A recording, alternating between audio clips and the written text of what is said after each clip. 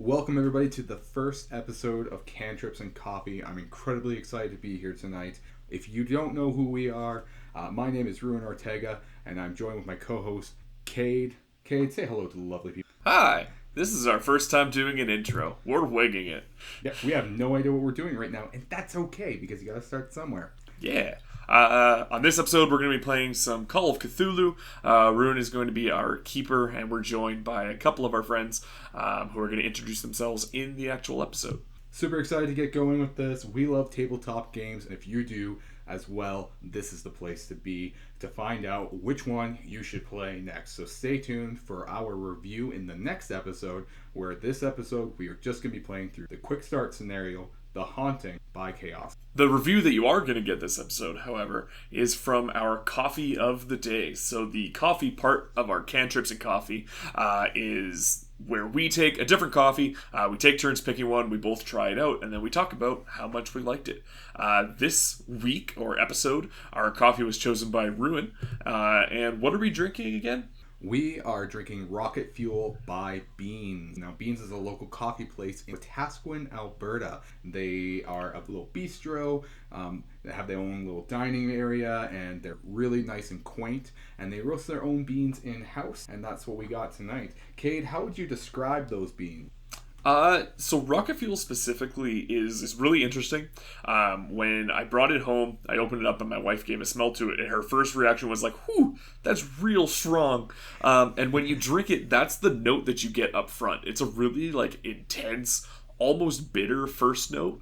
But then right after that, it kind of devolves into a smooth, caramelly after note that lingers a lot longer than you expect it to. I find with a lot of coffee, when you take your drink, you kind of get your flavor and then it dips and it goes away, and then that's what keeps you drinking it again and again.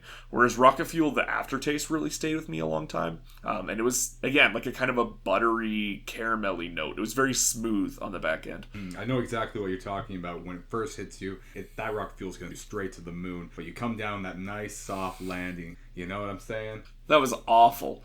I know, but it was so good. So good.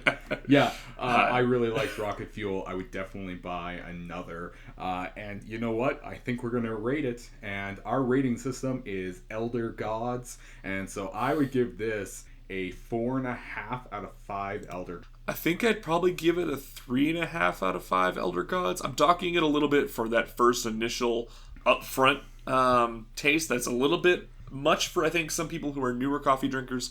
Experienced coffee drinkers will really enjoy it, though. Highly recommend going and grabbing yourself a bag. Absolutely. You'll probably hear us review another one from future because they are so good, and we do love to support small batch roasters in podcasts. However, next time we'll be sure to give you a different one. Look. For sure. And yeah, that's our introduction. Hope you guys enjoyed the episode. As always, we are still learning how this is all going to work and still figuring it out. So if you have any feedback, please don't hesitate to get in touch with us on social media. We also have a Patreon set up. We'll put all of those links in the description to the podcast.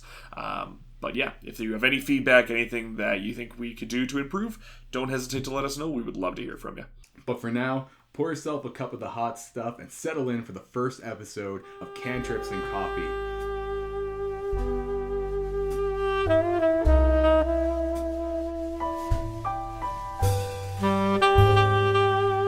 Welcome, tabletop players from all around the world.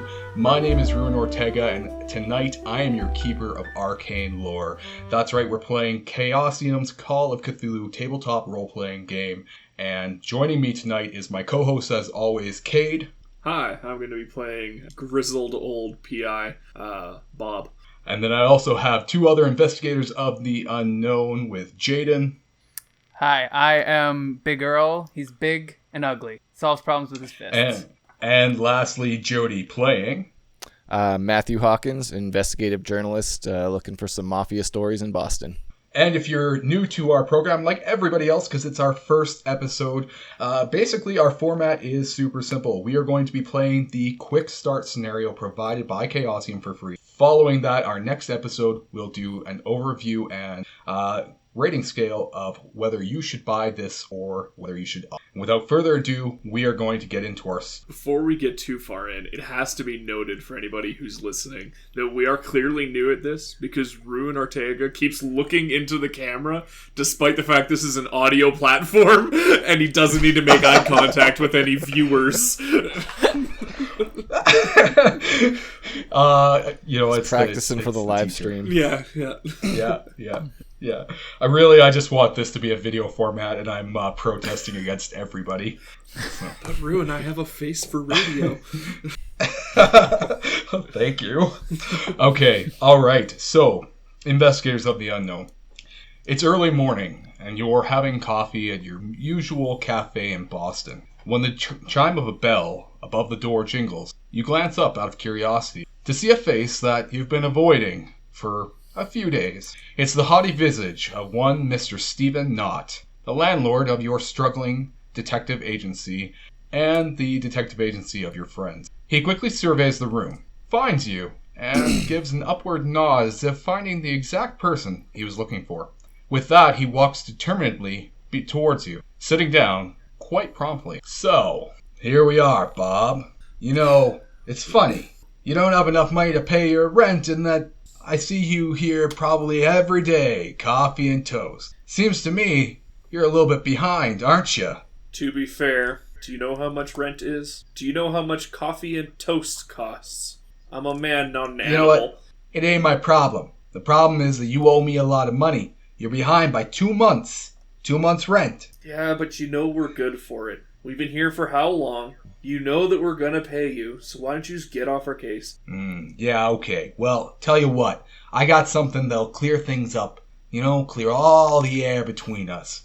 And you know what? If you can figure it out, I'll even kick you an extra month of rent. We'll see. What do you got? I recently inherited this property, and needless to say, I haven't been able to get it rented out in some time. You see, some strange goings on that I ain't exactly sure what's happening there. I need it looked after. We're not exterminators. We're not going to go deal with rats you have in your basement. No. See, it ain't nothing like that. It's, a little more spooky than that. You see, he kind of looks around and makes sure that nobody's really paying attention, and he gets real close and he says, it seems to be a little bit more of a problem than that. It's, I don't want to say ghosts or nothing, but, let's just say my previous tenants, they didn't last very long before they met with some sort of tragedy. No one really seems to know what happened, especially not me, as, you know, I just inherited from some dead uncle. But I don't know what's going on. Nobody wants to rent the damn thing out. I need you to figure out what happened and make sure that I can get rent money from that place so that, you know, you can keep mooching off of me. Seem to have a recurring issue with collecting rent. Maybe it's you. He kind of gets up and he straightens his suit a little bit, and he huffs and he says, you know, whether it's me or not, don't forget that you owe me. You get this done, we'll be square. And he kind of bends down, scribbles the address out on a napkin, kind of tosses it your way, and leaves pretty promptly, saying something about financial business. You didn't really quite catch it. So, investigators, what do you think about the decision?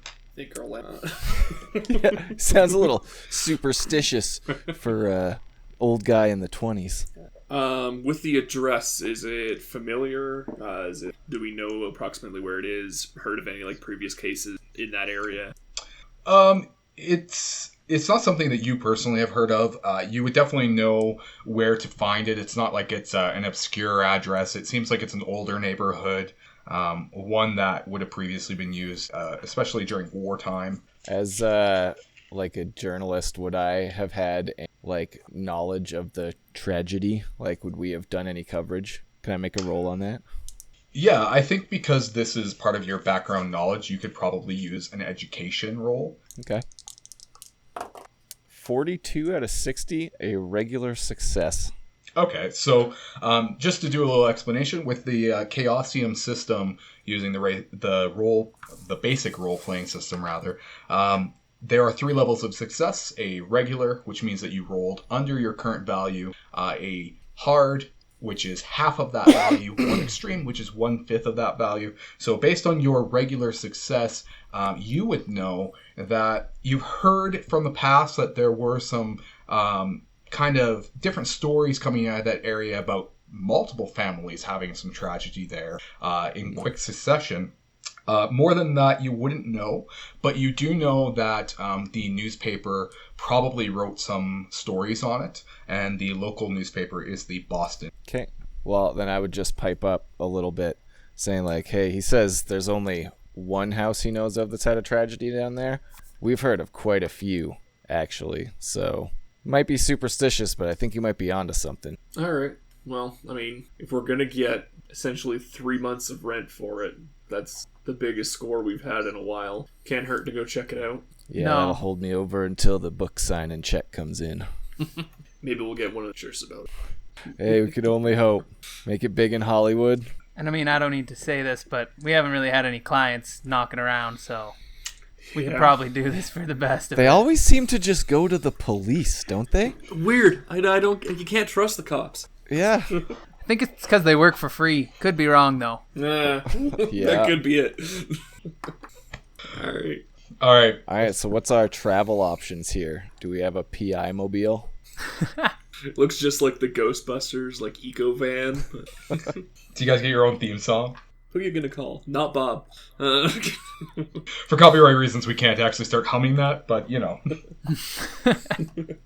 It's all in our Actually, we can, but that's a topic for later. heads. You can teach us all about that at another time. Stupid royalty. All right. Well, we will say that, what's everybody's credit rating? 15. 40. I went with 50. Damn, I'm poor. Really am a journalist.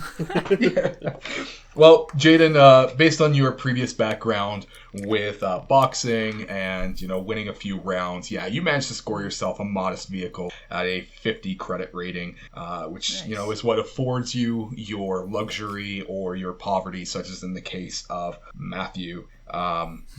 So we'll say that it's just parked out front and you guys can just drive on over there in a little hurry. And after a few minutes of driving, you get to the Boston Globe.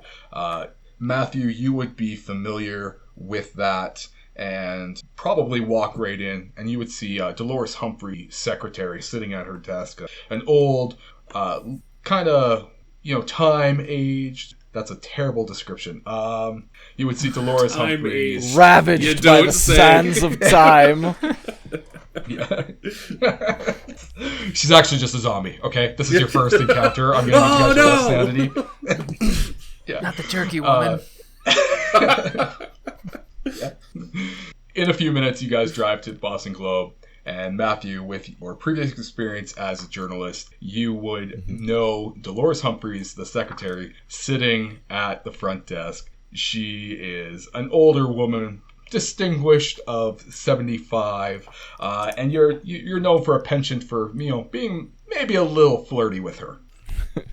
I think that's unfair to put on me, but okay. This was not in my. You know how to get a story. Well, I walk up to the desk and say, hey, Dolores, you're looking phenomenal as always. I don't suppose you guys have got any of my freelance stories that I've been submitting lately? I could really use a paycheck. Landlord has been on my case. Is anyone else picturing the secretary from Monsters Inc? Just always watching you was obviously. Well, aren't you just the charmer when you know what you want? Yes, I've given them to Artie. Although, between you and I, he knows what he wants to publish and what he doesn't. What are you in for today? Typical editors. Today we're actually doing a little follow-up. Some tragic events that were going on in a neighborhood here in the city. I'm just trying to find a little bit of information. Might check the records room. Oh, well, what neighborhood? And, Jody, just so you know, Matthew would know that, Mr. Knott had scribbled down the Corbett House, followed by an address, so you could just call it the Corbett House. Okay. Yeah, we're looking for the Corbett. Oh, the Corbett House. Oh, I haven't heard that in a while. Well, let me see. Yeah, if memory serves, there was quite a few odd occurrences there, but I will admit I'm having a hard time placing them. You would probably find stories of them in the morgue, the clipping room downstairs, but I'm afraid I can't give permission to go there. You'll have to talk to Artie himself. Can I try and make a fast talk roll? Seduction. Saying we already talked to Artie on the phone on the way over. No, before we came, because it's 1920. Just gotta put that Pulled out little my history in iPhone there. and FaceTimed with them. Can I make the fast talk roll? Yeah, you can definitely try a fast talk roll. So what Matthew's trying to do here is there are 4 interpersonal skills in Call of Cthulhu, all of which are designed to try to talk your way into getting what it is you want, and he's going to try a fast talk, which is essentially a nice way of saying lying. Go ahead, Matthew. Ooh, an 11 out of 50, so a hard success, 1 away from extreme. That would be a hard success. Unfortunately, Dolores does not have the keys, and that seems to be your big problem. She kind of looks at you and, preens on herself and bats her eyes, and it's like, you know that I'd do anything for you if I could, but I'm afraid only Artie has the key. Well, that's fair, I suppose. You're not going to let me go and break the lock.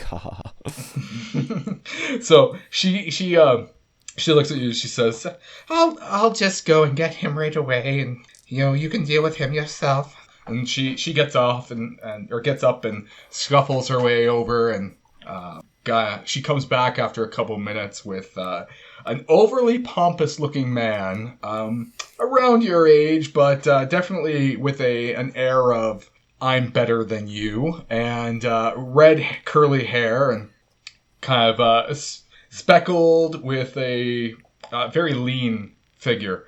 And he's, Matthew, what is it that I can do for you today? Actually, we're just here to get into the clippings room to do a little bit of research about the Corbett house. We're looking to do a follow-up on some events that have been happening there lately. Oh, you'd just like to get into the Corbett house, huh? That's all you want, is the Corbett house? Oh, well, why didn't I guess that? I should just let anybody who writes the odd freelance paper into our record room, wouldn't you say? That's what we should do, Matthew? Well, considering that you don't have many other reporters who are willing to put their necks on the line to get inside the mafia here in Boston, yeah, I think you do owe me something. Listen, you may do some work for us, but I will remind you that I say who gets in and who doesn't, because I have that authority. Can I get a psychology roll from somebody? Sure. Roger that. 27 out of 50. So regular Okay, success. so perfect. Bob, with your regular success, you get the impression by reading into his character that Artie likes the little power that he holds in this world, and that he's only going to do this for somebody who's able to, maybe tell him what he wants to hear, or tell him why it's meaningful that he exercise his power. And syndrome. Okay, can I do a persuade then? Can I step up and be like, excuse me, Sir Artie, was it? My name's Bob. I'm an investigator, and we're on a very important case. As I'm sure you know, any assistance that we can get from the public is more than welcome, and we will definitely be sure to encourage anybody that we come across to check the story about this case that we're following in your distinguished. It would really mean the world to us. We'd really just greatly appreciate the help from somebody with, the prestige as the editor of the Boston. So he kind of looks at you and gives a little smirk when he hears you talking so flatteringly about him, and, really trying to tell him logically why it would matter that he should let you in. And because of your regular success, he goes, well, I suppose that a small perusal won't be too much to oblige. Just make sure that you are out soon, because I don't want to have to deal with you for very long. And he kind of snaps his fingers rudely and says, Ruth, take them to the morgue. And he walks away. And pretty soon this moderately young woman comes over with glasses on and curly hair, and she says, oh, yes, well, I can take you down to the morgue. Unfortunately, I'm the only key holder, and, well, if Artie snaps his fingers, and she kind of mutters to herself and leads the way down to the basement. Oh, hey, Lou, you're cutting out a little bit. You're back, as far as I can tell. Yeah. Mm-hmm. Yep. Yeah, it's fine. Yeah. You are taken down some steps by Ruth Blake, the records keeper, into a dusty basement filled with filing cabinets and stacked high with old newspapers and other assorted junk. The whole room smells musty, and the boiler system in the corner gives off a lot of... And because you guys were able to persuade Artie so well, and because you already have the address, you're going to be able to kind of just look immediately for whatever stories they would have. So at this point, I'm going to actually put a handout into the quick start text channel that you guys can read over. And then I will also read it aloud once everybody's confirmed that they have insert that. Well, gang, it looks like we struck pay dirt from just 2 years ago. Looks like 3 families have been driven out of that house since the 1880s. I'm just amazed that the first family was able to flee, considering they were crippled. Well, at least the children were the ones that were crippled. Like, did they crawl out of there like army crawl style?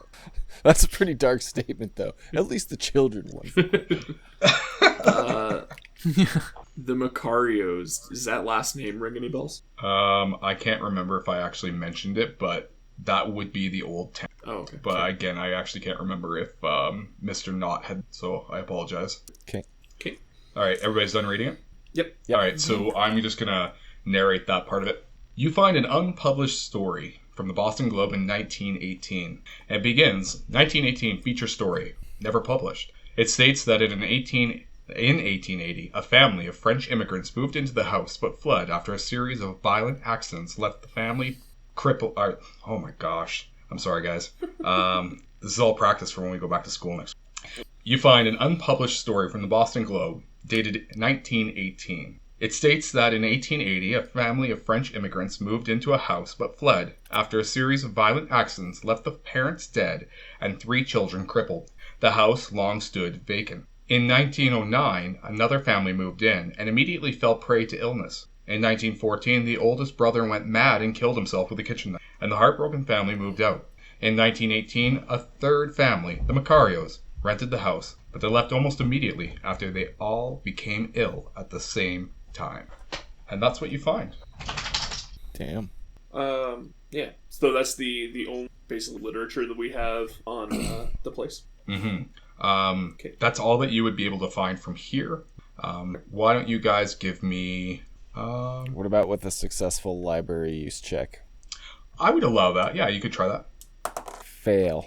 It's a moot point anyway. I'm digging through them all, throwing them on the floor like, I can't find anything. Books. I'll try as well, since, we're all standing there anyways. Nope, 98 out of 40. Does anybody have a law use? I law do. roll? I have 50. You try that. Okay. 46 out of 50 success. Okay. So a regular success. With your knowledge of the law, you would know that you could probably find more records going back further. If there was any published history, it would be at the library. But if there was any legal history, that would actually be kept at the courthouse or a police station. Okay. Fair play. Well, I'll say to the group, hey, if there's been any past legal issue, I assume been renting or is purchased, that's all legal documents. Could go to the courthouse. I don't really want to go to the police station. We're private investigators. They're not going to help us. But we could always go to the courthouse and we look through things there. We're just as entitled to that information as legal. It would be good to know, any information from any police officers that responded to, calls there about the violent activity, though. Could give, an on-the-ground perspective of it. Yeah, you might be able to get that information. Reporter, feed police ego. I don't think that they're going to volunteer Big Earl. Yeah, especially not Big Earl. Cops are scared of Big Earl. Might be able to just shake the info out of them like kids' lunch money. I could give it a go, but usually they like to pull guns at things that look like me. That's fair. So I don't know if we, I'm not a big fan of us splitting up, especially with sending her off on. It doesn't have quite the same level of street cred as private investigators, so I would suggest we probably go to one place than the other. But just know that if we go to the police station, get anything. Yeah. All right, you're in charge, Bob. Well, Big Earl, you got a vehicle. The keys. What do you figure? If we go to the police station mean- first, we might be able to kind of get a direction for what we're looking at the courthouse. So that might be able to kind of quicken the process. Yeah. Yeah, I mean, I think that makes the most sense, really. And I feel like the courthouse might be a little bit more digging than the police, right? We can't get into Right. their files or nothing like that, so it'll just be a quick ask. Yeah. All right, let's head to the police station then. Matthew, and see what you dig up, and then we'll head over. All right. All right. Yeah. So you Sounds guys drive on over to the police station, and Big Earl and Bob, you wait in the vehicle because you don't want to arouse too much suspicion. Matthew, however, you go inside and you see a somewhat familiar figure. You recognize Kim DeBrun, who is a male police officer, and he's kind of manning the front desk, and he just is perusing over some papers as you walk in, but he spots you and he says, hey, Matthew, what brings you into the business today? I walk up and I say, hey, how's my favorite desk jockey, Kim? You enjoying any good donuts lately? Oh, wisecracker, huh? Well, they started putting jelly inside of some of them, huh? You should give them a try. Yeah, that's going to keep you glued to this desk.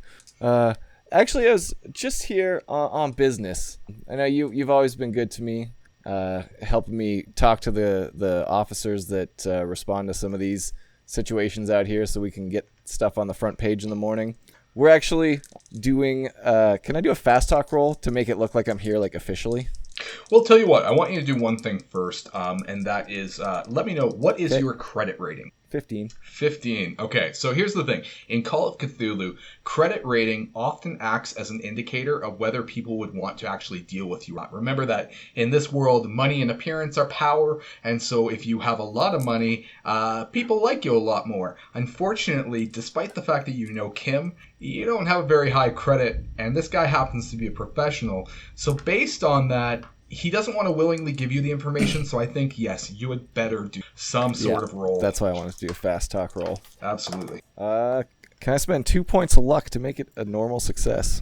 Absolutely. So, as you have indicated there, Matthew, the luck system in Call of Cthulhu is kind of a cool system in the idea that you have a guaranteed luck stat that you can trade 1 for 1 if a roll is unsuccessful. So you just indicated that you are 2 points shy of a success. So you could spend 2 points of luck permanently to make that a regular success. So we're going to go ahead and say that you do that. I will throw out there that the other thing that you could do if you're ever farther away from your roll is that you could do what's called pushing the roll. Now, pushing the roll is kind of a really cool mechanic where you can immediately roll a re-roll of what you just did in order to find a new success, but it comes with a couple of stipulations. The first is that time acts as normally, so the first roll still happened. We're not ignoring it, and it's not just, we're re-rolling because we didn't like it. We acknowledge that the roll happened, and we try something else. So if we ever want to push the roll, you have to tell me what it is exactly you want to do different to be allowed to re-roll. The trade-off, though, is while you get a reroll, the consequences of failing are much higher. However, we're not going to do that just yet. We're going to spend those 2 points of luck, and that gives you a regular success. And go ahead and tell me what happened. Yeah, so basically I want to say I'm actually here on business. Artie, the editor of the Globe, asked me specifically to come down here and speak to any officers that might have responded to a call at the Corbett House in the last 2 to 3 years. We want to do front page spread in the crime section about it, and I could probably get your name in there if you help me out. I could be seen as giving a quote or two. That wouldn't be too bad. Be something to bring home to the old missus. And he kind of goes off to a filing cabinet off to the side where they probably keep more recent records, and he flips through and Corbett House, and he comes across one, and he is able to give you a little bit of information. And so, let's see, I am going to put a handout into our chat, read over, and because it is just Matthew that has found this so far, you can let me know when you're done reading it, and I will narrate it. Where are you sending it? In the general? Okay, I think I got it. And this was at the Corbett House? So it looks like it wasn't at the Corbett house, but it concerns the name of Pastor Michael Thomas. When you look at the record, it says that some of the, what's the word I'm looking for, known affiliations would be the last name of Corbett. I see. W. Corbett. So Kim DeBrun looks at you and he says, I'm not finding anything on this Corbett house, but this record here states the name Corbett on it as a known affiliation. So maybe that has something to do with it. I can't find any other Corbetts in our system here. Well, this is some pretty heavy information, Kim. Thanks for this. This is going to help the globe. You're going to be in the story. You are key. And I'll write the information down in the notebook. I'll hoof it back to the car. Okay. So the file that you found concerns a secret raid on the Chapel of Contemplation. The police raid was occasioned by affidavits swearing that members of the church were responsible for the disappearances of neighborhood children. During the raid, 3 policemen and 17 cult members were killed by gunplay or fire. Autopsy reports are singularly lacking detail and uninformative, as though the coroner had not actually performed examinations. Though 54 members of the church were arrested, all but 8 were released. The records hinted of illegal intervention in the proceedings by an important local official, offering stories of the battle, the biggest criminal action in the city's history, that never appeared in print. Pastor Michael Thomas was arrested and sentenced to 40 years in prison on 5 counts of second-degree murder. He escaped from prison in 1917 and fled the... Yeah, that's all kinds of action. So when I get back to the car, I toss the page with the notebook where I wrote all that down onto the seat, and I'm like, and you guys didn't want to come here. Don't say I didn't do anything for you. Not bad, not bad. Sounds like we might be walking into a little bit of a bloodbath, though. Yeah. If this Thomas guy is associated with this Corbett house, there's a lot of bad vibes. Yeah, and everything seems to be wrapped up, right? That piece of that publication was not ever published. This stuff has nothing put out on it. Seems a little weird. You're right. Someone's bigger than, this whole thing is tied to this. They're not too worried about anything getting out to. I didn't even think of it. Word up. Okay, so to the courthouse? This Chapel of Contemplation is probably in some way. Maybe they're bigger than just this raid. And who knows if this Michael Thomas actually stayed out of state. He's back, and maybe that's part of what's going on with Corbett. Does anybody have a history skill? Indeed. Nope. Matthew, why don't you roll me history? Oh, 99. So no. You're so astounded by what you've just read that you're just gazing off into the distance going, wow. How close are these two places in relation to each other, like Corbett House and the Chapel of Contemplation? Or would I know that? Do we even know where the Chapel of Contemplation is? 1 second. Question. I didn't even think. Well, come on, Bob. So I'm new based at off this, and I'm of coming up my with memory's stuff. going. based off of the records that you were just able to get, Matthew, you would know that the answer to that is they're only a couple blocks away. The address that Mr. Knott gave you, the address of this somehow linked person and church is just a couple of blocks away. So you would actually be able to drive between the two pretty quickly. That's a little weird. Like if it were across town, I would say that's not probably that important, but they're reasonably accessible. Seems a little fishy. There's no coincidence. I think you just cut out there a little bit, Cade. No. I said there's no coincidences in crime. And then I pretended to puff a cigar of some variety. All right. It's actually just to the courthouse. one of then? those little... Yeah, that's header. Yeah. All right. You guys got to use PI. Yeah. To the courthouse. Let's roll. Okay, so you Start drive the car off up, to the head over courthouse. When you pull up outside the courthouse, you get out, and Matthew stays in the car, as was agreed upon. Just making sure that nothing happens. And Big Earl and Bob, you stroll on inside like you own the place. Right, yeah. Hey, We well. approach the desk. And Big Earl, do you want to handle this or? I mean, we'll see a quick little response from him at the beginning and see if I can work my magic. And so I'm just going to walk up and just kind of put a certain amount of domineering over him, get real big, make sure my shadow is casting over him if I can, kind of thing, and just see if he looks at all skittish or anything like that. I feel like that would probably be in the line of psychology maybe. Oh, good cop. Well, it actually sounds like you're almost doing an intimidation roll. Yeah, well, I wasn't going to intimidate him yet because I'm not going to intimidate some guy that, isn't too scared of me, but I can go right for intimidation. I got no issue with that. I'll throw around my weight. Yeah, let's say it's an intimidation roll, but like you and I can agree upon that you're not really trying to scare him so much as just like look like you have authority. Yeah. Yeah, Let him know I mean business. Sure, go ahead and roll. Okay. 35. That's good because that's just a regular success, but... Perfect. So he kind of looks up at you a little bit meek, and he goes, "Oh, my word. You're Big Earl. I know you. I've seen a bunch of your rounds. How's it going, big guy?" Not too bad. It's always nice to see a fan. I haven't been fighting for a little while. I'm surprised people even recognize me anymore.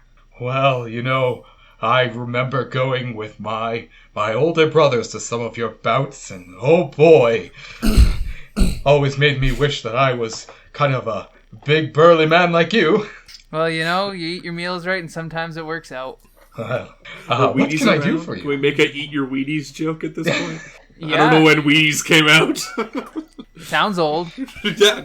The only people you could I know, just eat straight wheat. the only people I know that eat Wheaties are old people, so he probably There ate you them. go, yeah. Probably. 1924. Oh, perfect. We're golden. Yeah.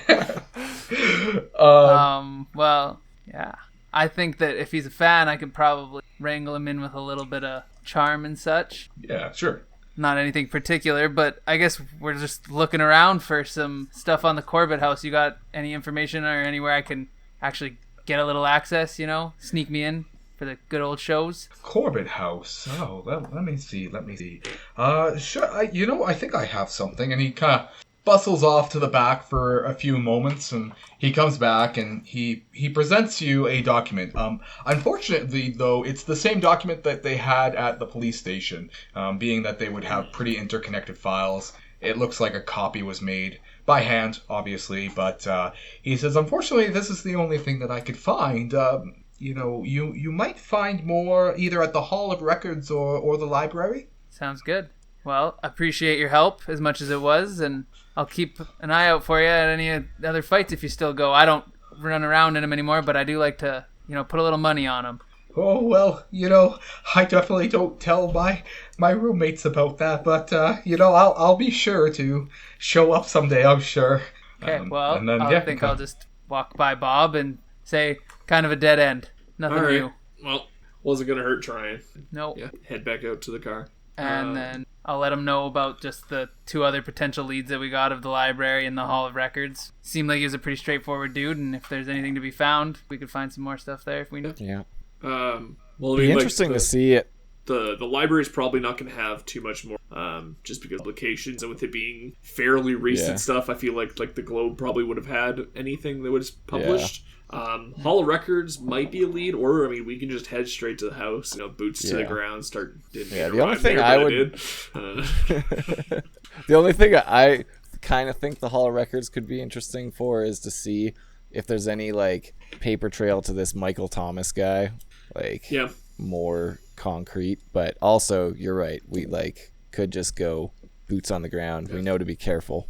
I'm good with either if we want to go and check this out, because I agree, there's clearly some kind of connection there. But with it being this secretive cult and stuff, who knows, kind of buried records, as we've seen them do already. But if it's on the way, might as well stop. Otherwise, we can head right there. What do you think, Big Earl? I like to get my hands dirty, and I feel like we've been driving around a bunch, which I don't mind. I love my car, but I also like getting into the thick of things. All right. I'm in. Okay, sure. Okay. So we'll head right to the Corbett house then. So Big Earl puts his foot on the gas, and you drive over onto Chestnut Street, where the Corbett house is located. When you get to the area, you immediately recognize it as a neighborhood that is beginning to kind of weed out any family homes that might have been there. Tons of new businesses have crept up in their places, especially after the wartime has ended and people are looking to move on, start new lives. However, there is an incredibly decrepit looking house that from the address you recognize will be the Corbett house. And as you look around, it is fairly quiet. However, there is a lone newsstand cigar vendor working his shop. Well, the cigar aficionado. I mean, we Probably check the cigar stand out. we can stop by, see what he knows, and if I happen to check out his wares, I mean, sure. All right. So you walk up. Yeah. All right, Bob. Why don't you give me a roll against your appearance? See if people actually want to take a look at that just tired rude. mug. 40 out of 50. Take 40? that, trying to call me ugly. All right, so Man, none of us are very pretty. No.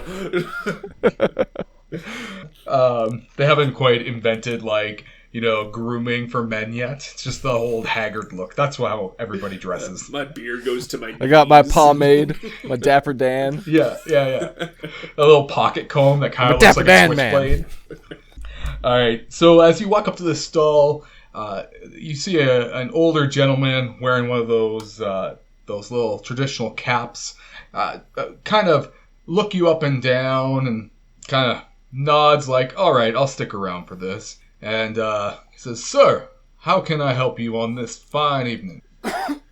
Well, we're here. We're checking out the Corbett house, and I noticed your shop. Figured I'd ask if anything weird around here, and I mean, a cigar man myself. If you have anything that might be kind of in my line of regular go-tos, I might. Well, if it has to do about the Corbett house, I'm afraid I don't really want to say much, but I got plenty of cigars here.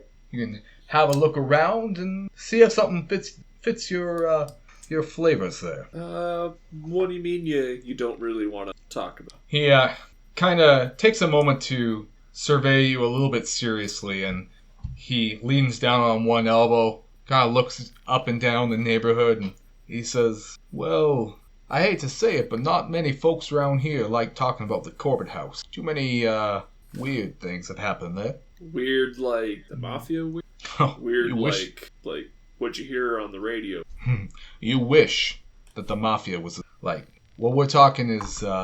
couple of years ago, there was a family that lived there, huh? And after about a year moving in or so, they started to all go a little strange, a little mad in the eyes. All of a sudden, father has a serious accident. Shortly thereafter, he was violently mad. Said he babbled about some sort of haunting form with burning eyes. Then about a month back, Mrs. Macario, the old lady, she also went mad. Now, them two, like two peas in a pod, they're over in Roxbury Sanatorium, a few miles south here of Boston. The kids were taking down the relatives out in Baltimore. Nobody wants to step foot in that house since. Have you seen anybody at the house? Nah, that's just it. Most people are staying clear away from it, including myself. Trust me, I try not to even look at it, when I get the chance. And you can actually, tell that his stall is turned on a weird angle, like he's trying not to even see it out of his peripheral.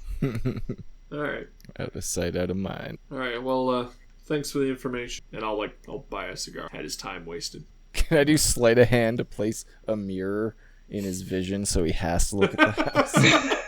That's why nobody trusts journalists. You can definitely try. No, keep going.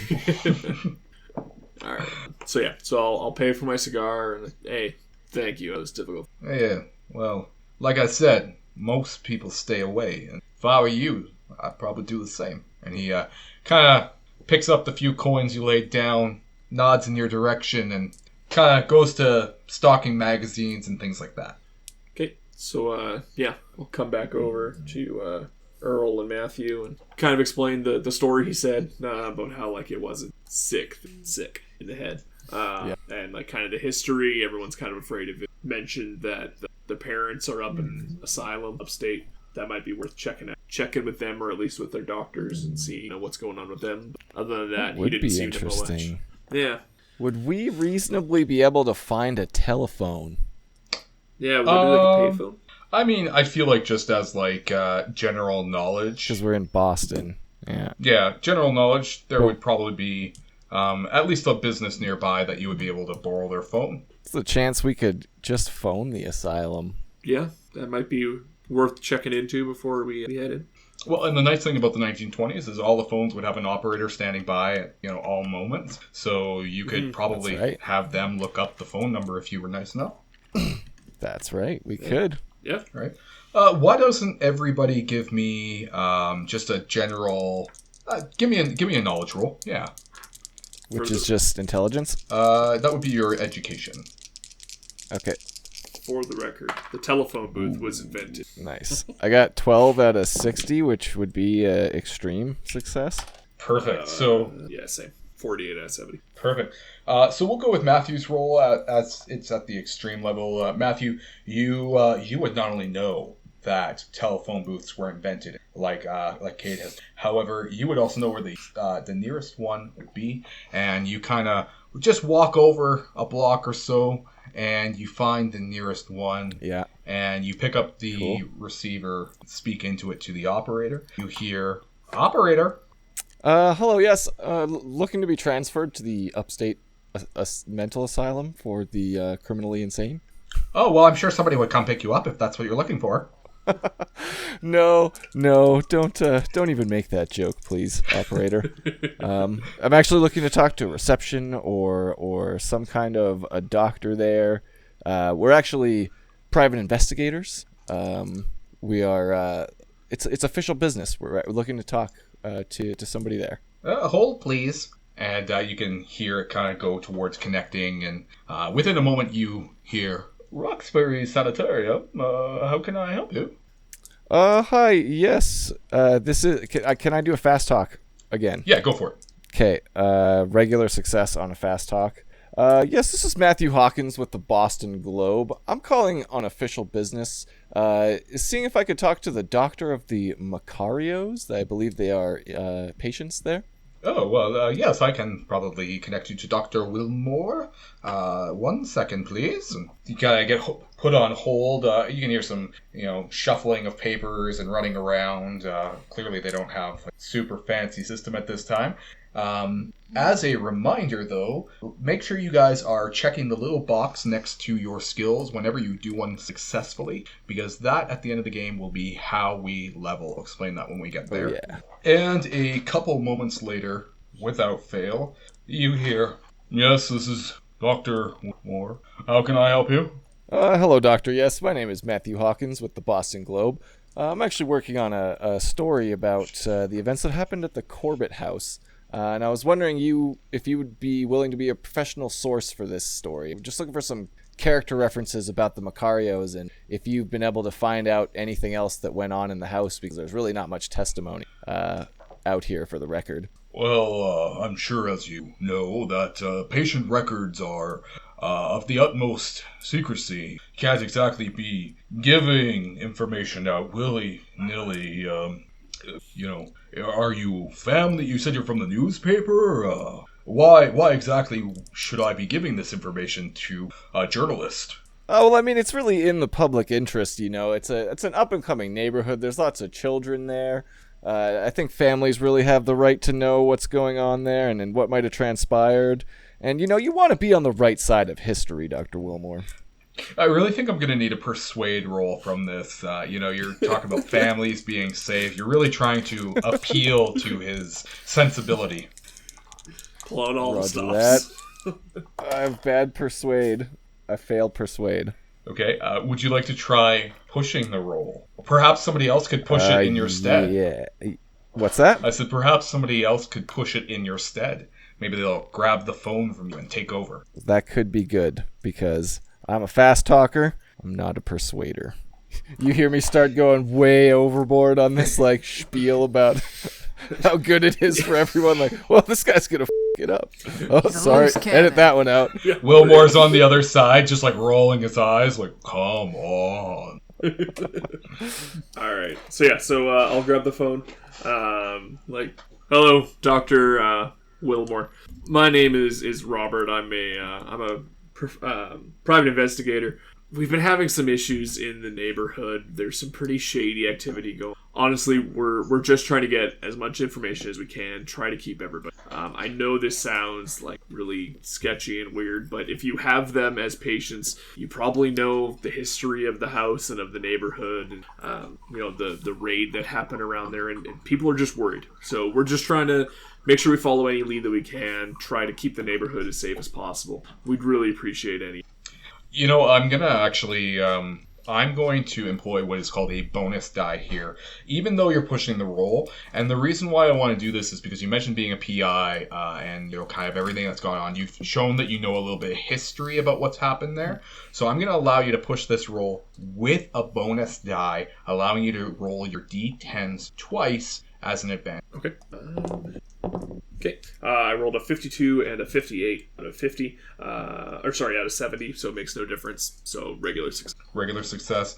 Perfect. So luckily, he doesn't hang up the phone. Something about you talking about all those fine details catches his attention. Well, I suppose if the private investigators are getting involved, it's perhaps a matter of public interest and perhaps even awareness. So we took in the Macarios. There is both Gabriella and Vittoria, the husband-wife. We have both. What kind of state are they in at the moment? Stable? Are they doing well? What's going on? Well, Gabriella is a bit more conscious and approachable than Vittorio. However, when you start talking to her about what happened in that house, she states very, very odd things. People leaning over her while they're sleeping, and objects flying around the room at random. A lot of anger directed at her husband. When we try to press her for more information, she simply shuts down. Now, Vittorio, he's another case altogether. Most of the time, he sits in the corner of his cell, muttering and clasping a Bible. Interesting. Is this in line with any kind of diagnosis or anything that you've seen before in your professional career? No, I dare say the man is as mad as can be. A general lunatic. I'm not sure what more of a diagnosis you could want than that. I mean, half the time he's opening up the Bible and spewing out lines that, well, near as I can tell, don't even exist. What kind of treatment are we looking at? Like lobotomy, shock therapy? Right now, it is several doses of high voltage shock therapy. Occasionally, we do water stimuli, but eventually, yes, it will come to a full frontal lobotomy, indeed. All right. Gabriella seems like she's doing better. Is there any hope of her being reintegrated into society, or is she kind of a lost cause as well? Well, she would have to show some significant growth. The best thing I could think of is having to write down her story, but we are not even close to anywhere on that front. Several more months of treatment, I'm sure. All right. Well, I think that's about all the information that we need. Thank you very much for your time. We really do. Yes, make sure this information is used. Of course. Thank you very much. Yes, take care. I got the phone, and then I'll kind of communicate everything. Definitely sounds like this house has quite the effect on anybody in there. Yeah, there's something not right going on. I want to know how our landlord got involved in this house. Honestly, he's a skeezy guy. It was probably just cheap property. All right, are we ready to go on in? Pretty much time to head over to the house. Yeah. As you approach, the brick building that lies as the Corbett house is overshadowed by taller, newer buildings on every side. The house fronts the street. In the rear are overgrown plantings and a half-collapsed arbor. Access to the rear exists on either side of the residence. Studying the house, you are all in awe and impressed by the way the house seems to withdraw into the shadows cast by the flanking building, and how the blank curtained windows hide all understanding of what could be possibly inside. The front door is secured with a single lock, though it does appear that 4 additional bolts have been added. Of course. Is that all? Is you done with the description? All ground floor windows have also been nailed shut from the inside. There, I'm done. Okay. I'd like to take a photograph of the house exterior for the newspaper. Absolutely. Roll art and craft photography. I got an extreme success, actually. 10 out of 50. Nice. Just as if color photography. Yeah, it's as if you were born for this. It's as if you're Michelangelo. Page photo, baby. There you go. The lighting is perfect. Spider-Man is in the corner. You observe all the rules of thirds, whatever that means, and you snap the perfect picture. And when photographing real estate, you do it from like 45-degree angle on the corner. Is that to make it look bigger? Just pro tip for everybody. It seems a little weird that she said that she was seeing people over top of her and it's way more secured. She must obviously have some idea that, or thoughts at least, that people are coming into the house. That's just an assumption though. Yeah. And that there was a big church, that we were just talking about, the Church of Contemplation, I believe. Yeah. That's numbers of people. Seems like things, that's pretty loose. Mm-hmm. Don't go too far Yeah. with it, but... Yeah. Can we see that? The Chapel of Contemplation? Is it that close? You wouldn't be able to see it, but But it's in the neighborhood. Yeah, based off the address you got from that record, as well as where you're at now, you would know that it'd be within a couple blocks. So, does the door look like the lock could foresee picked, or are the 4 extra bolts kind of like requiring keys or opening the inside? Well, why don't you roll me a locksmith, somebody, and we'll see what you could find out. I succeeded. 61 out of 50, so fail. All right, fail. 48 out of 60. Bob, this isn't your first house that you've tried to break into. Although usually it's trying to catch somebody's husband in the act, However, you Always the husband.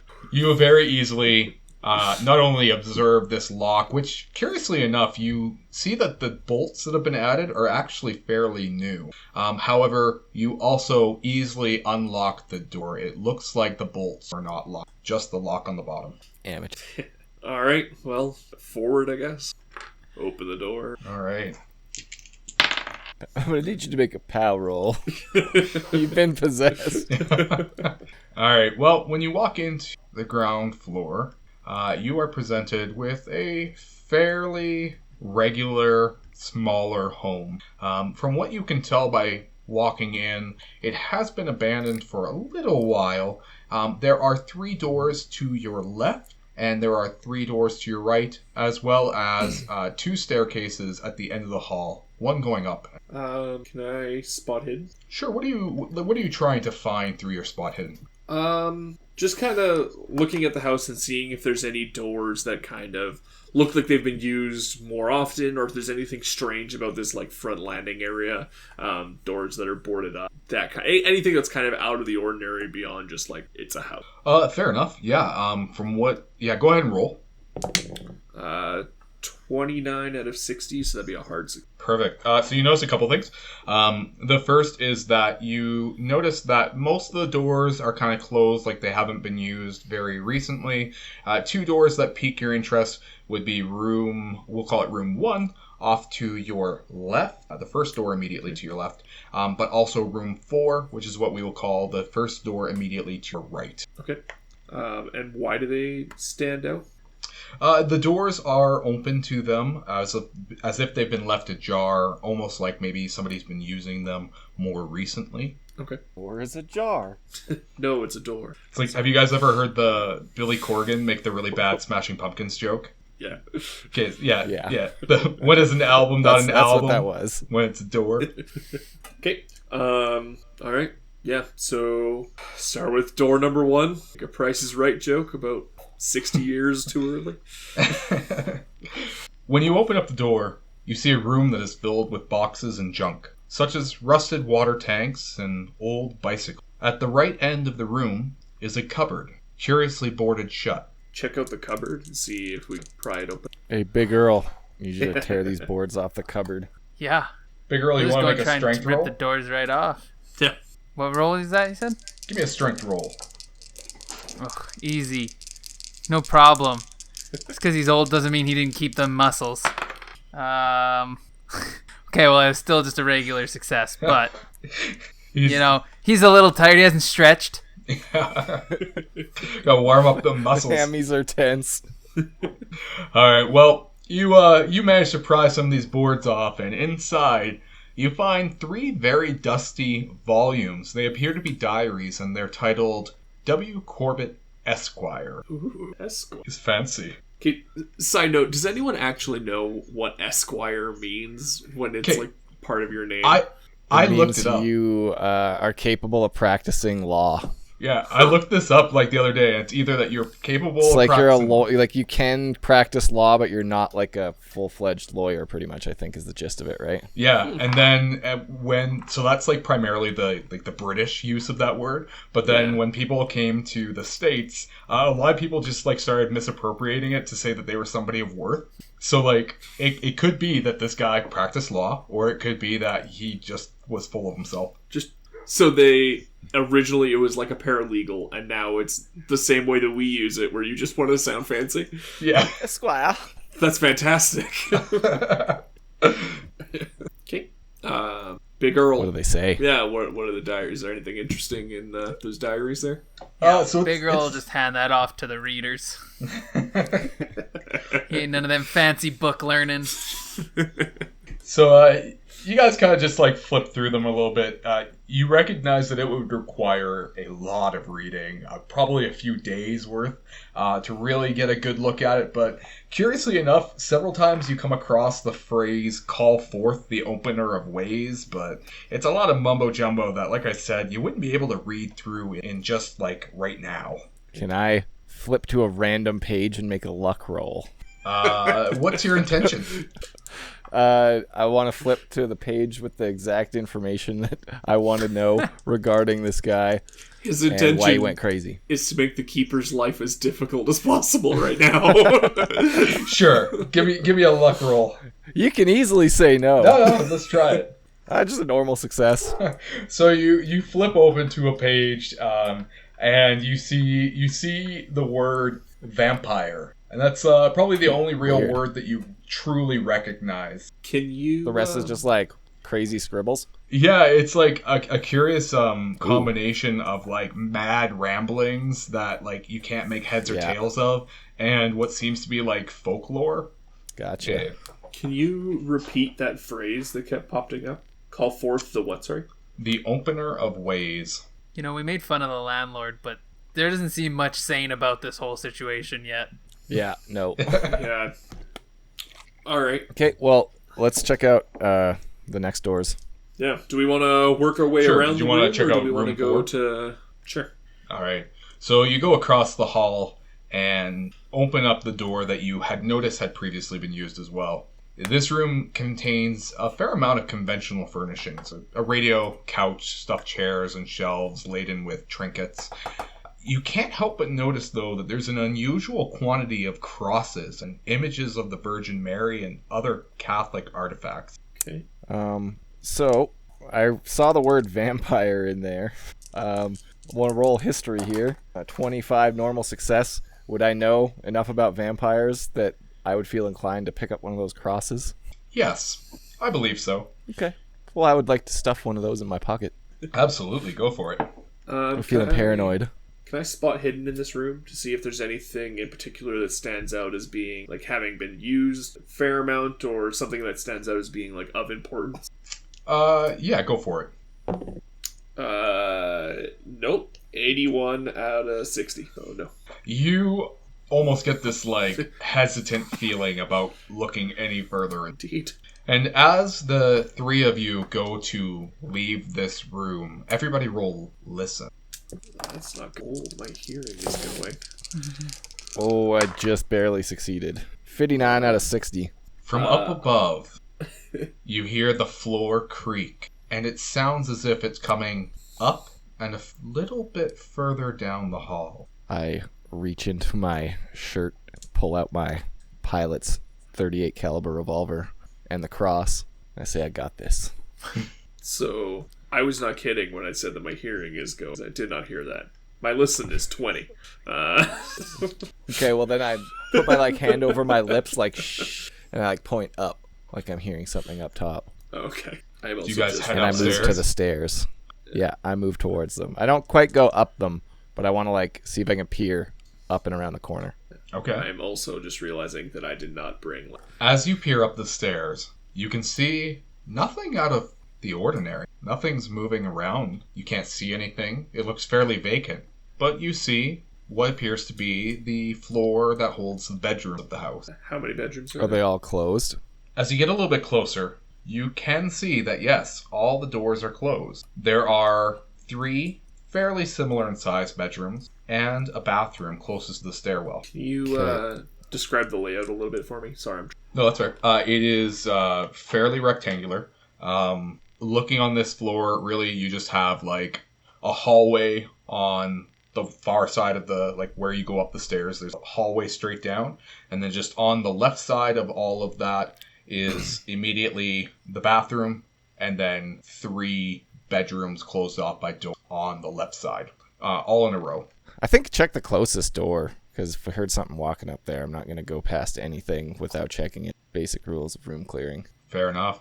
The bathroom door closest to you is closed, but when you open it up, you see that it contains a sink, bathtub, and a water closet with an overhead tank. Towels and other possessions are still here, very typical for a family of 4, and curiously, never moved. In the bathtub is a brackish pool of water, fed by a dripping faucet. I'd like to make a spot hidden roll. Sure. Regular success. Nothing seems to be too out of the ordinary, but Okay. that pool of water just doesn't look right. Yeah. if playing PT, And like it's pooling up in the bathtub, like the drain is clogged. Yes. Okay. if playing PT taught me anything, is that you're clear of bathroom. Yeah. All right, who's sticking their arm in there to find out if there's anything in the bathtub? Well, I got the cross, so I'm gonna cross first. Put my hand in the water. Specifically looking to pull the drain plug out if it's there. As you reach down into the hall, or as you reach down into the cold, horribly sludge-laden water, you find nothing but a clump of the grossest, nastiest hair clogging the drain. Oh, that's gnarly. What? Can I pull it out? Oh yeah, you pull it out, and it just a big, huge slurping sound as the water slowly begins to drain out of it. Gnarly. And then, is there anything else in the bathtub after the water drains? No. Gross. I like wipe my hand off on the towel, and I'm like, well, that was a dead end. It's a good find. Crack in the case. All right, you guys got to go into the next room first because I'm scarred. All right. Yeah. Move down the hall to bedroom. And then I'm going to open it. I think Big Earl should go first. If the guy with the gun is now, a little Skittish. behind maybe the big guy just in case. So, yeah, I'll just open the door. Fair enough. All right. As you open the door, you look into a bedroom. In this room is a bed frame with bare bed springs and a dresser. Although it looks like it's been unused, you can't help but notice a darkened pool in one of the left-hand corners. Gonna assume. Hazarding a guess. Years of private investigating. Yeah. Spot hidden. When in doubt, spot hidden. Did you get any? What'd you roll? Oh, sorry. I was waiting for him to be like, "What are you looking for?" Oh yeah, 'cause it's yeah. Oh no, I was talking. Oh, yeah, sorry. All right. It's all right. I rolled a 99. So apparently, I'm looking for nothing. I rolled a 99. Well, you can't quite make out what that pool might be, but as you're searching around, you hear the window rattling. Wind. I definitely checked the window. As you approach the window, I need you to roll luck.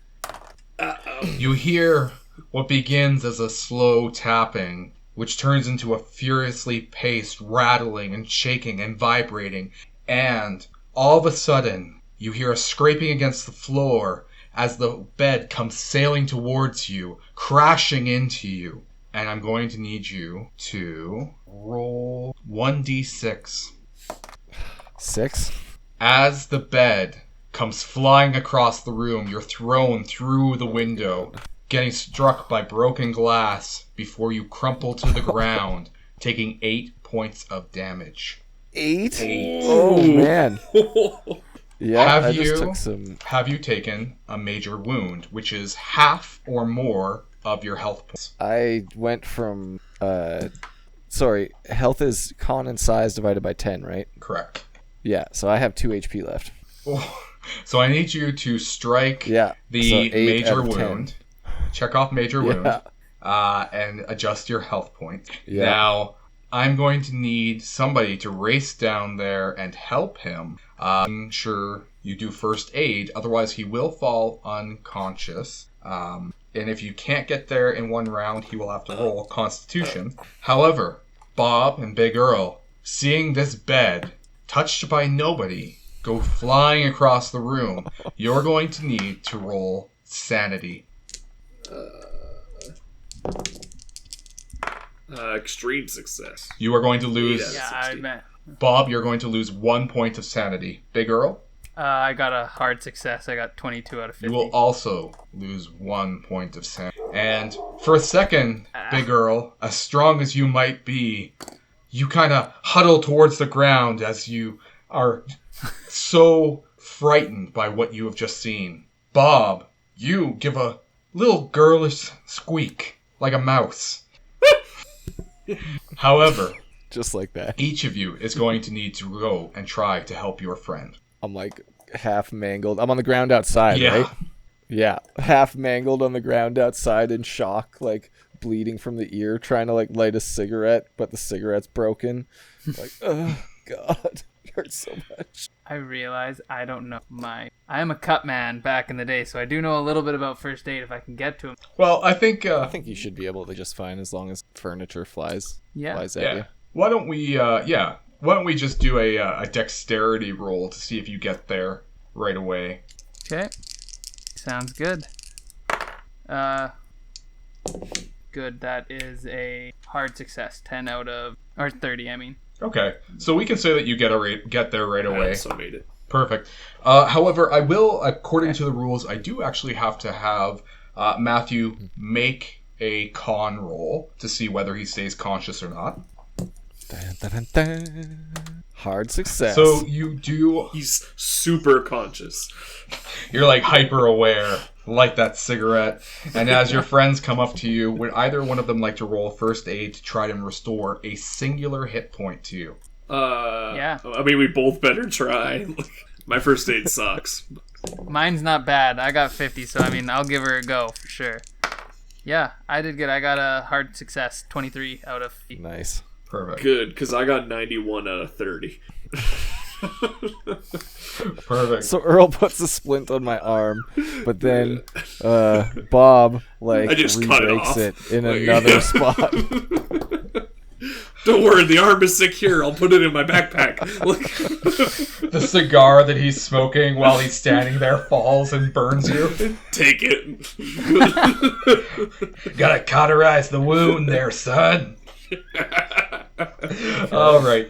So I'm conscious. Just start and I rubbing gain dirt 1 on HP, it. You right? are conscious, and because of the great first aid roll, you are able to regain a singular hit point. As they kind of pick you up and stabilize you a bit. You're very Yeah, wounded. healing in Cthulhu is a stingy game. I've seen smaller men take way bigger hits and not survive that, so... Well, that doesn't make any sense. Smaller men take bigger hits, and they didn't survive. What? Whatever. Big Earl's seen some damage, and he's amazed that you could survive that. And he did say his own name in that situation, because he was so messed up from seeing that bed person. fly. Yeah. He's been hit in the head. That's a his few too many character trait, is times. talking to himself in third person. He's good at first aid, but Thanks, not Big good at Earl. articulation. Big Earl. Do I did have good. any like broken bones or anything? You know what? Why don't we roll luck on that? I don't see any rules about that, so. Just barely passed. All right. So we'll just say that you've got some general spraining and things like that. Nothing's broken. You'll still be able to move, but you definitely, we'll definitely say that if you will try to do anything tricky, perhaps you'll have to take a penalty die. Yeah, gotcha. Okay. All right. Well, I don't know about you guys, but I didn't realize we were signing up for this. Yeah, maybe our landlord wasn't quite as on the sauce. Well, What do we do? Do we go back inside? you don't really have a choice at this point. We've started. Maybe just stand back a little. We could just abandon our apartment and be hobos. Like, that's an option here. You're just a But okay. reporter. I've seen the grungy side of the streets in Boston. I know what's out there. All right, well, somebody else has got to go first. All right. Well, Forward I go, I guess. Or forward we go, I guess. I mean, yeah, I feel like Big Earl will try and put his bulk between things a little bit more often if possible. Seems like he might take a bed better than most people. Yeah, Which is not a statement you hear very often. No. Guy took a bed to the face. All right, where do you guys want to go now? You do know that when you went into the house, there was not only upstairs, but you did pass by basement stairs at the same time. Yeah. The upstairs had a bed that got thrown at us, so I feel like there's something going on there. And we heard things moving up there. Yeah. Yeah, I think we're on the right It track. might have been the bed moving. You're right, it probably was the bed moving. Yeah, I'd say we should probably clear the top floor. There's only 2 more rooms left to check, and then we can kind of go down. And then at least that way we know it's... Okay, let's do it. Yeah. So we'll head towards bedroom. Okay, so after some time and careful trekking, you get back upstairs and you look into the second room, which you find has 2 smaller beds, various toys, and a couple of dressers. There are pictures of aircraft and cowboy marks all over. This appears to be a children's. When in doubt, spot hidden. Anything out of the ordinary as far as, looks like... I mean, the last room had a puddle of what was presumably blood, and it's kind of a derelict house. Any signs of, foul play or anything that's out of the ordinary for a kid's room? Does anybody have, track or anything like that? Excellent No. question. If we had track... I know I thought about it. I don't know if I actually... If we had track, we'd I'll be give her able a go. to look at different markings and things like that. No. Yeah, I Realistically, was not successful in that. this room doesn't seem to have very much else in it. Okay. Alright. What's the last room? In the last room, you find a pretty ordinary bedroom. In fact, it looks like what you would assume would have been Gabriella and Vittorio Macario's bedroom, based on the photographs that you find on the nightstand. Just as the living room down below, there are many crosses and many candles strewn everywhere, a rosary hanging off the bedpost, and a breviary on the nightstand. Well, they were clearly trying to keep something away. Again, any signs of foul play or anything? Not that you can see. Big Earl would mind doing spot hidden on seeing if there's any way to easy entrance into this room, right? The wife saying that she's seeing people over top of her.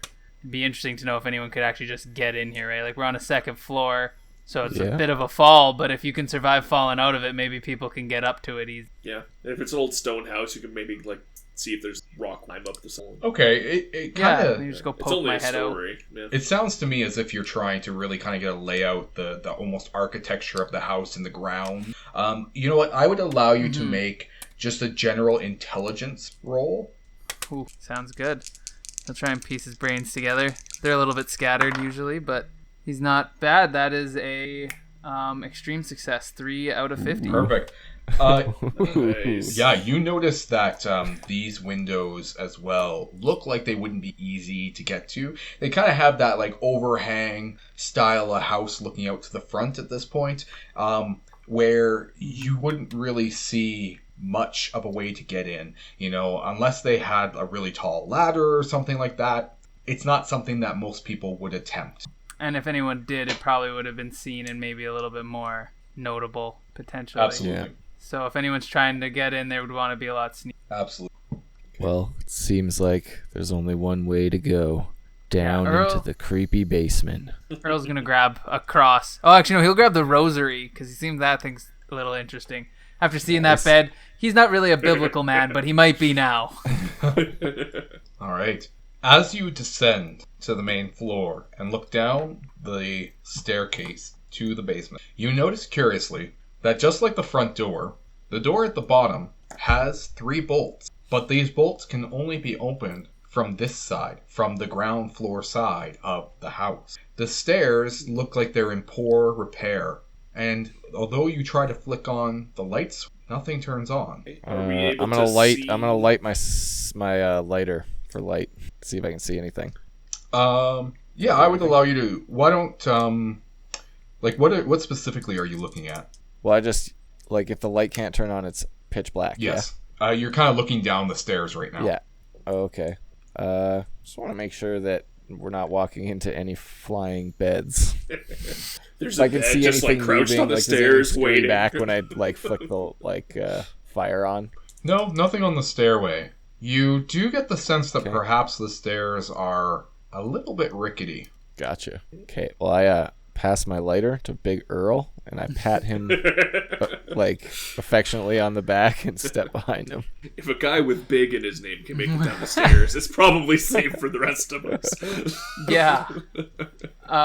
So yeah, he's gonna put just like a little bit of weight on that first step, just to see if by any chance that they're weight bearing or not, because if they're looking rickety, he's not, too trustworthy. That's fair. As you try to kind of navigate these stairs and just test them out, it's going to require some sort of expertise to get down there. They definitely don't want to support your weight fully. And in order to go down these stairs, I will need what is called a combined roll. Now, with a combined roll, I'm going to ask for 2 different skills to be used, and you only have to succeed at one of them. So if you want to go down these stairs, I'm going to ask for a combined climb and a combined dex. Okay. So we just have to do Yeah, one just or the other? succeed at one of those. You're kind of almost using both of them in conjunction. Yeah. Okay, well, I passed Dex. All right. I definitely do not pass my dex, and doubt I pass my climb either. You only have to roll once. Earl is not graceful. Oh yeah, well my dex either which way I'm screwed. All So right. I also did not pass either one. Ooh. Okay. Well, the good thing is that Matthew did, because he's the one that's hurting. Oddly enough, he passes this, and Big Earl, as you go to step down these stairs, you are going to begin to go, and all of a sudden, you feel the stairs give way underneath you, and you are lurched forward, and you're going to roll 1d6. a 1. Luckily for you, you kind of just stumble a bit, and you lose 1 hit point of damage as you hit the... It's a hell of a stumble.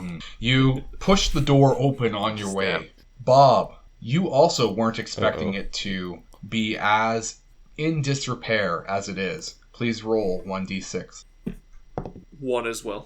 Perfect. So you feel the bottom board snap a bit, and you kind of slam into the side of the door frame, but you're relatively unscathed. Matthew, seeing both of them kind of stumble down these steps, you yourself are able to navigate it well enough, and all you could think is, oh, thank God.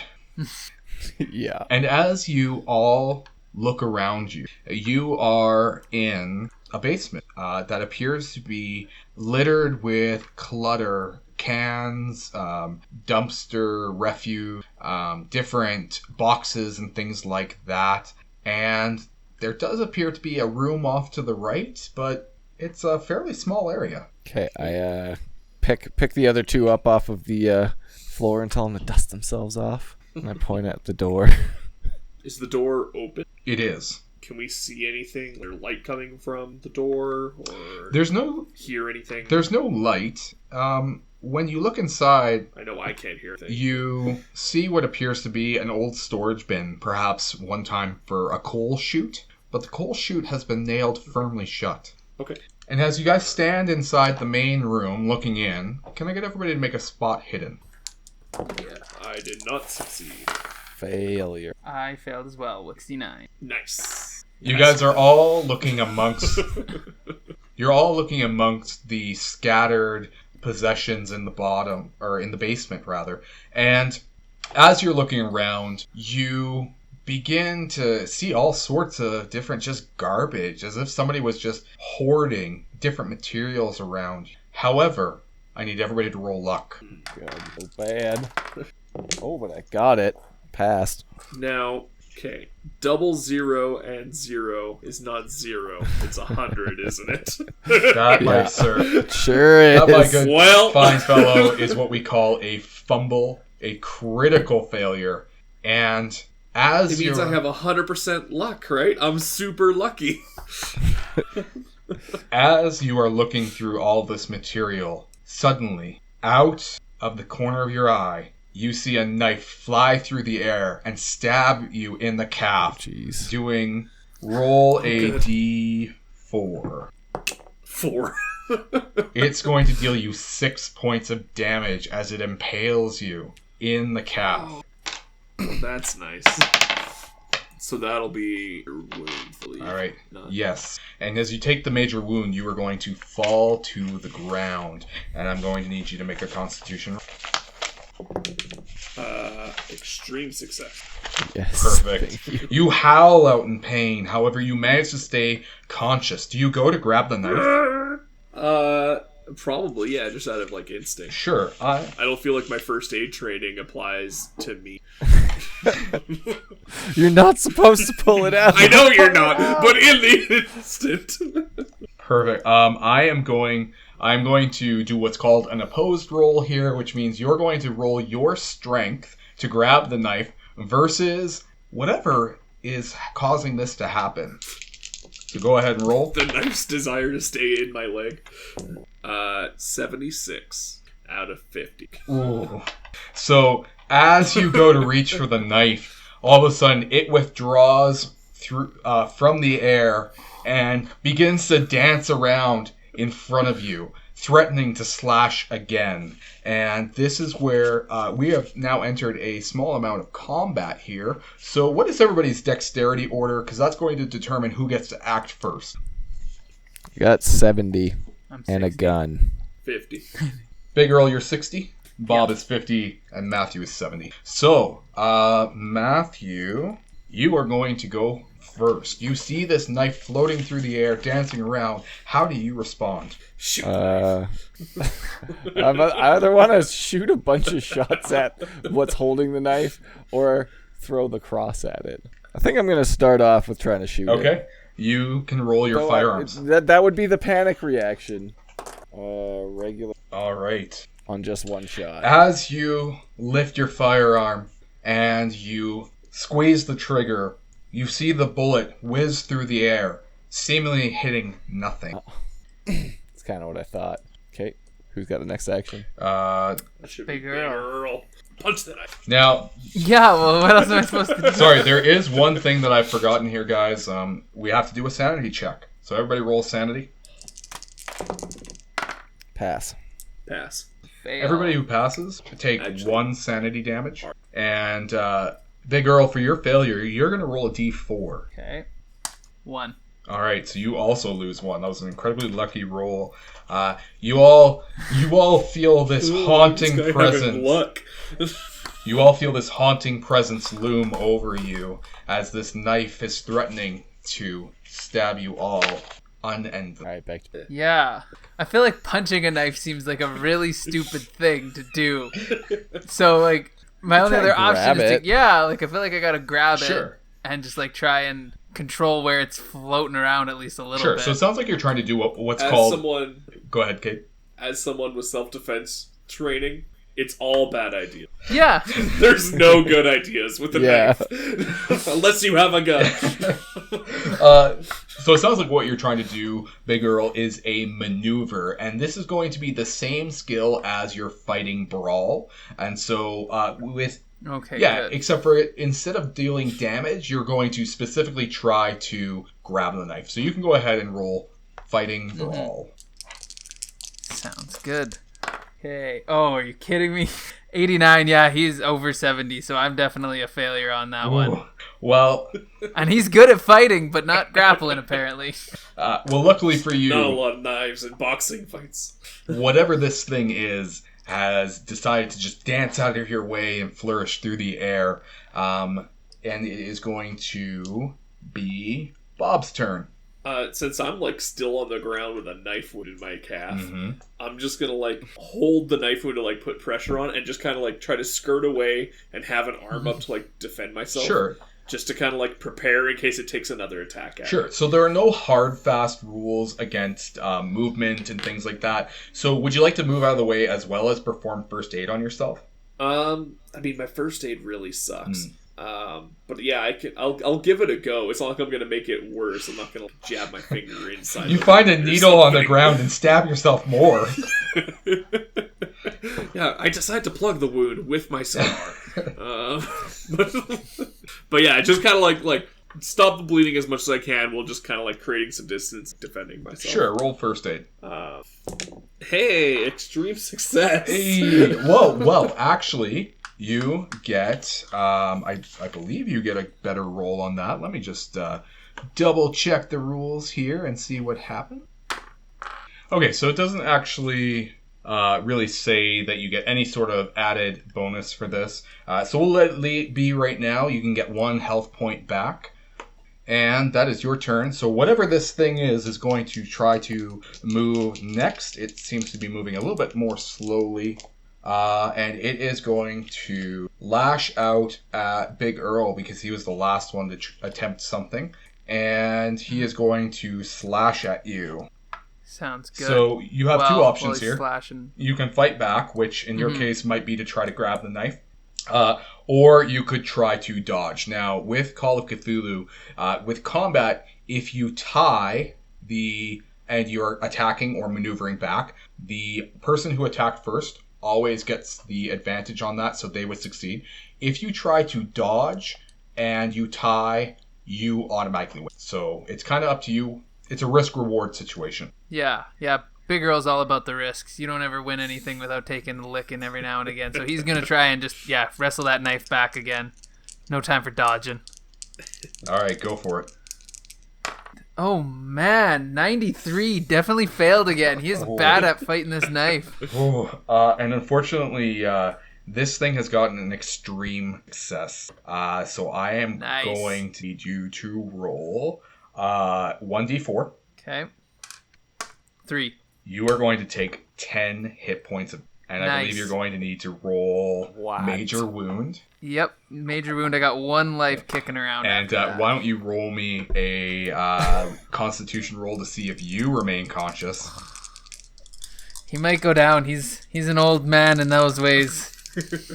Oh man, yep, 82 over 50. All right, so another fail. Unfortunately, Big Earl, as this knife pierces you, let's say in the chest, you stumble to the ground.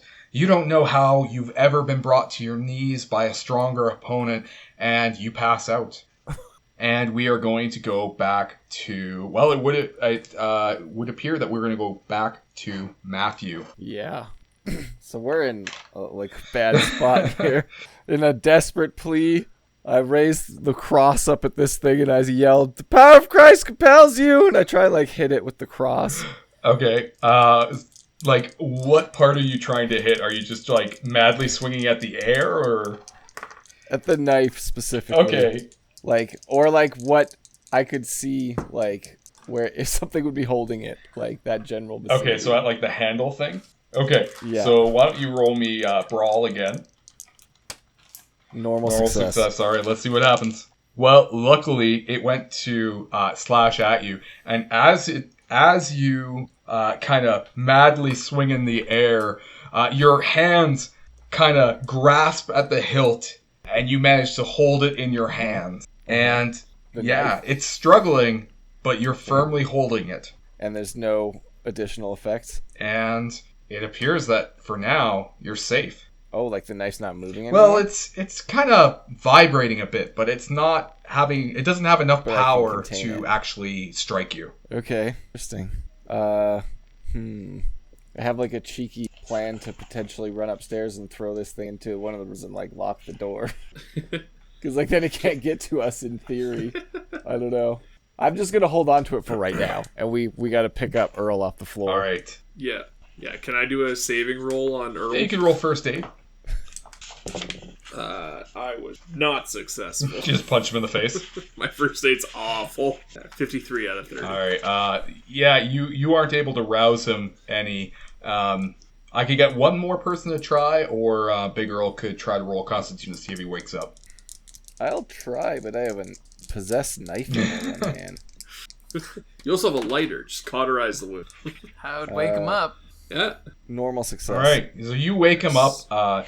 You don't bestow any health points back to him, but he is awake and ready to go. Really hurting. Oh God. So there's still one more. There's a door down here, right, that we haven't even gone through yet. There isn't a door, but why doesn't everybody roll me spot hidden? Because I don't. There was one door, but you already looked and it was the coal chute. I failed. If I expend some luck, I pass. All right, well, and luck's not doing me any favors anyways. So. Oh, that's what I could do. I could throw this knife down the coal chute. I'm just gonna keep holding it right now. All right, Bob, as you're looking around trying to get a handle on this situation, you notice that the one side of the room has boards, almost like something's been nailed shut. So sorry, the room that we're currently in with the coal chute, or the one where you come down the stairs? Well, you weren't in the coal chute room. You were in the big room. The coal chute room was like more of like a closet. So in the big room at the bottom of the stairs, you see a space that looks like it's been boarded up, quite low to the ground. Okay. Can I go check it out? Sure. Why don't you give me a strength? Because I'm not that strong. I was unsuccessful.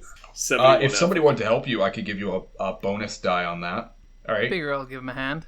So you could either, Big Earl could either roll for himself and just kind of push him out of the way, or just give him advantage on the roll, whatever. Yeah, I feel Probably like Big better Earl. if you just do it. Yeah, he wants to look like a big man after passing out in front of you guys, right? He's like, just don't think about that. He's bleeding out. I'm gonna go and give her a good old rip. Yeah. We are good there with a 79 out of 80. One-handedly, he reaches over and he peels the boards off, and the three of you look into a moderately sized hole that appears to lead into another larger room. The inside of the hole is teeming with rats. Is the hole big enough for like a grown man? Like it'd be tight, but we could crawl through. Okay. Can I? Because I have a lighter. Can I take my lighter and try to like scare away the rats? Just flame. Yeah, I think you could do that. Tell me how you go to do that. So like light the fire, and as I do, just like a quick like motion towards them. Kind of going for like startling more than just like, hey, this is hot. Perfect. I think that's genius. You kind of throw it in there. Oh, thanks. You kind of throw it in there, and they're just rats, so they'd naturally be scared of something like that, and they clear the way. All right. While I'm down there with the light of the lighter, can I see anything in the room on the other side of the tunnel? Yes. Why don't you roll? Roll me a spot hidden, and that will determine how much information Regular success. So as you go in, you do see what appears to be some sort of lumpen shape on the ground at the end. With your spot hidden, you spend a moment to take a look at it, and you notice what appears to be almost like a pallet, like somebody's put a bed on it, and there is a figure lying on its back, looking up. And... Okay, can I tell if it's alive? Why don't you roll me... Like, can I see it, like, breathing? Why don't you roll me medicine? Because I don't know if I have that. Nope. Because it's 1%, and I got It's 25. Very hard to tell whether that is a living body. Okay. Okay, so I'll reiterate what I can see to the guys. So there's somebody in there. I don't know if they're alive or there's nothing really else, nowhere else for us to be going. It can't be any worse than flying beds and knives. So. Oh, that's a strong say statement. Well, since I only got like thrown out a window and not stabbed, I guess I am almost the tank now. So I'll approach the bed with. I still have the possessed knife in my hand. It's still going crazy. It actually begins to vibrate even more, as if it's almost trying to throw the knife in the tunnel and see if it attacks the figure. Well, I'm worried it's like me. I am going to need you to make a power roll. Just all him. of us or just him? Success, 49 out of 60. You feel something trying to reach out and touch you mentally in the smallest, darkest corners of your brain that scream for violence. And as you do, you feel the knife extend itself and vibrate even more, but you have full control over it. And you look down, and the figure below you begins to breathe raspingly. And I'm going to need you to make a sanity roll. Normal success, 41 out of 59. You take a quick step to the side, slightly back, as you notice that this body, as ancient as time, as ancient as decaying bodies, moves slowly underneath your gaze. Is it like just bones or it like tight leather clinging flesh that's stretched over its bones, as if it's too small for the bones that lie within it? I want to vigorously stab it with the possessed knife. Can you roll fighting brawl for me? and you can roll with advantage because it appears to be prone. I got the same roll both times. 18 out of 25. A normal success. Without even blinking, you crouch down and stab it in the chest, and as you do, the corpse explodes into ash, and the PC. dust almost blows away as if a breeze from the nethers comes out of nowhere. And all around you, the house is eerily still. Any sense of foreboding you had, gone. Knife still It has vibrating in my fallen hand? from your hand and remains motion in the dirt. I want to step on it and see if the guys are... When you step on it, Like stepping on the handle, right? So that it can't, like go anywhere, you know? If it tries to move, I can just, like, put as more you weight step on it. it crumbles as if it was paper, brittle thin. Huh. Okay. Interesting. I've put guys into the hospital. I've never turned them to dust. Way to go. Something came over me. I just couldn't say no. And that's it. You guys have found something evil in the depths of Corbett House, but you've dismissed it forever. The house lies silent. As you return to Mr. Stephen Knott and demand your 3 months of rent, you've guaranteed him that whatever haunted the Corbett House has gone forever, and he can indeed return to the true horror that is capitalism and being a slumlord. The real enemy was the money we made all along. A little piece of me wants to go back and burn it down in the middle of the night. That place is creepy. That's it, guys. That is The Haunting by Chaosium, and that is a beginner scenario for the Call of... I can't believe we almost just got TPK'd by a floating kitchen Floating knife knife, yeah. and a bed.